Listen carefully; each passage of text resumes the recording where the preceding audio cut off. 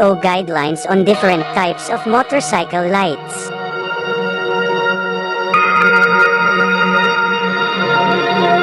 Number 1. Headlights. Shall be white or yellowish in color only.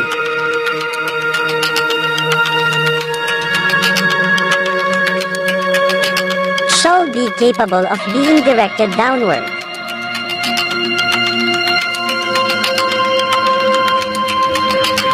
Shall have no blinker mode.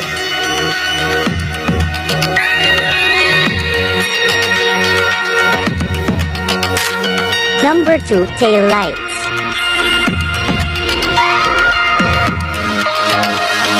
Must be red in color only. Shall have no blinker mode. Number 3. Signal lights.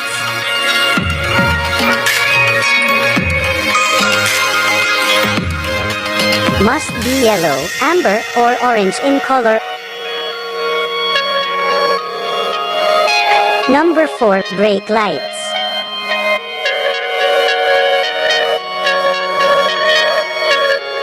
Must be at the rear of the motorcycle.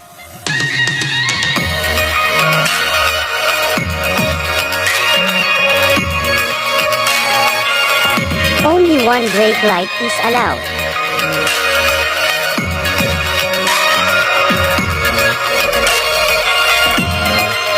Shall be wired that it may be turned on only when the brake system of the motorcycle is applied. Must be wired in combination with a taillight that its luminous intensity may increase 5 times or stronger than that of the taillight only when the brake system is operated.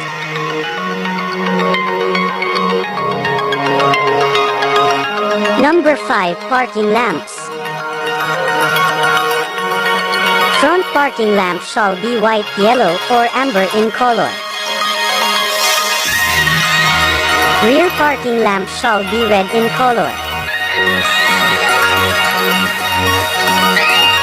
Shall be wired that it may be turned on while the engine is not in operation.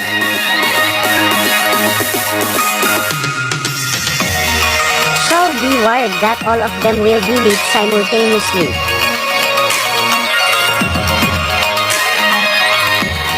Shall not be turned on while the motorcycle is moved. Number 6. Fog lamps.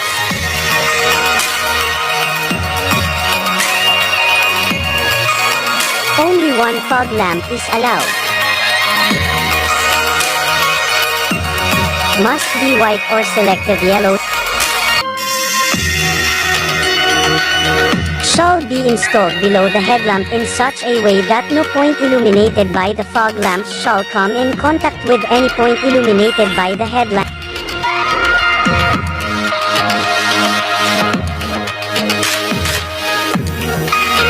Shall have their own switches, independent from the headlamps.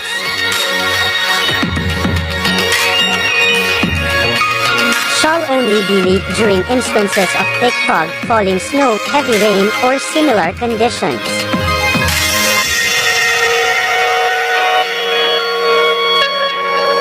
Number 7. Number plate light.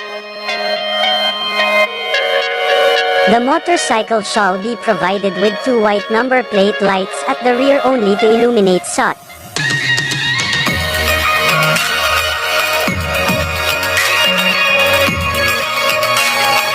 The number plate light shall be wired that it may not be put up from the driver's seat or that it will be turned on whenever the headlamps or parking lamps are turned on.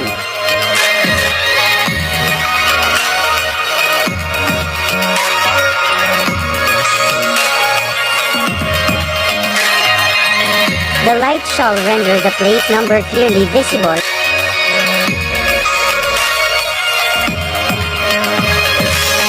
Number 8. Auxiliary headlamp.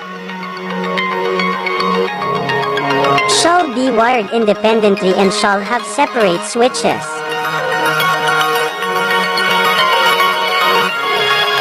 Shall be directed downward but in no case towards the left side of the vehicle.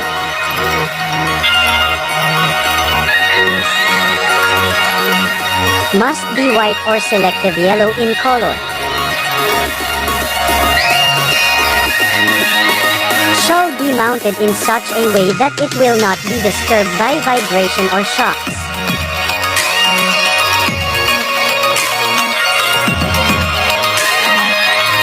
Must not be operated on well-lit streets within the limits of cities, municipalities, and thickly populated barrios or districts, or whenever such vehicle meets another vehicle on the public highway.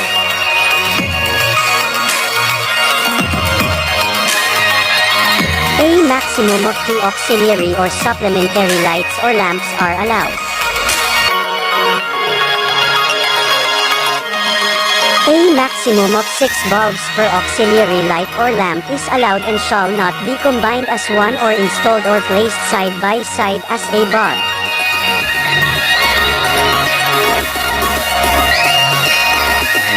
Deviation of optic axis direction shall be at least 20 centimeters downwards and 10 meters forward.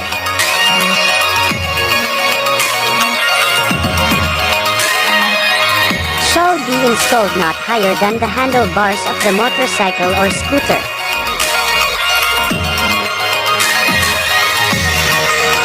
Auxiliary or supplementary lights or lamps cannot be used as replacement for the headlamp.